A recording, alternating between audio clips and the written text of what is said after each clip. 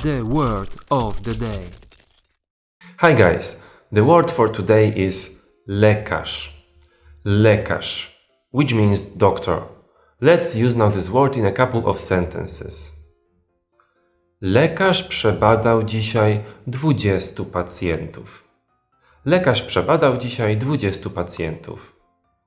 Lekarze protestują przeciwko nowej ustawie. Lekarze protestują przeciwko nowej ustawie. Pokazałem lekarzowi miejsce, które mnie boli. Pokazałem lekarzowi miejsce, które mnie boli. Umówiłem cię na jutro na wizytę u lekarza. Umówiłem cię na jutro na wizytę u lekarza. Muszę porozmawiać z moim lekarzem. Muszę porozmawiać z moim lekarzem.